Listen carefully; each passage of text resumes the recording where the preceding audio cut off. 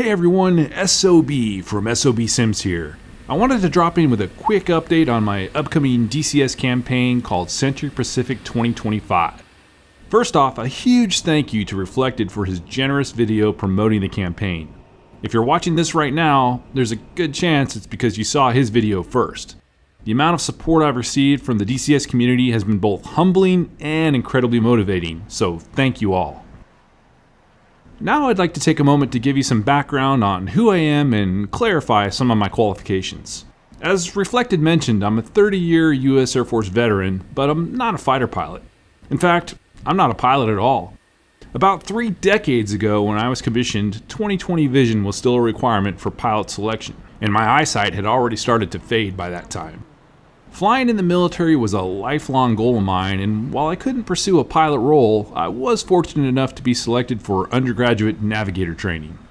That led to nearly 2 decades as a professional backseat driver, mainly in the legendary C-130.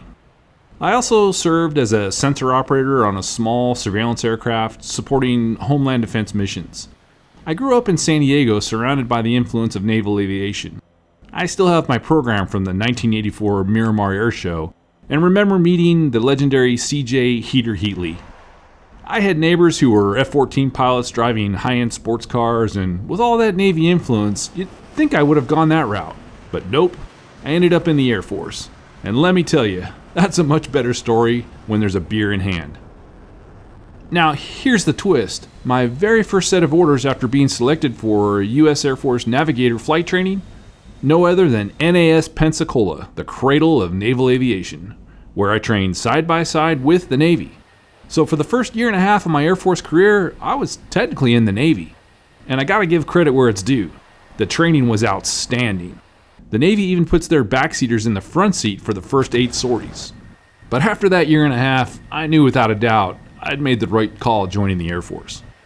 Since then, I've been lucky enough to fly in almost every variant of the C-130, the T-37, T-34 Charlie, T-1, E-3, T-43, KC-135, C-141, C-17, C-9, C-21, RC-26, and yes, I even managed to snag multiple rides in the D-Model Viper.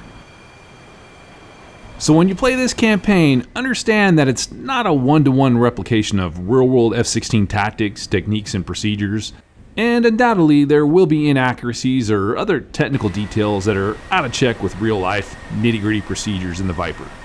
Instead, it's a blend of U.S. Air Force procedures adapted to the Viper, along with plenty of authentic stories and experiences I've gathered over the years. Some are from my own time in the cockpit, others from countless fellow aircrew, fighter pilots, wizzos, and more that I've had the privilege to serve with. In short, this campaign is a love letter to aviation. It's designed to give you a taste of what it feels like to operate in a military aviation environment outside of direct combat. And because I've spent much of my career as an instructor, you'll also get some teaching moments along the way, breaking down jargon and offering tips to help you succeed in your mission. If you've got questions, feel free to drop them in the comments or join the conversation over on Discord. I just wanted to be transparent about my background and make sure I'm not misrepresenting myself as something I'm not. Right now, the campaign's with ED for final review and approval. I'll keep you posted here and on Discord as soon as we have a release date.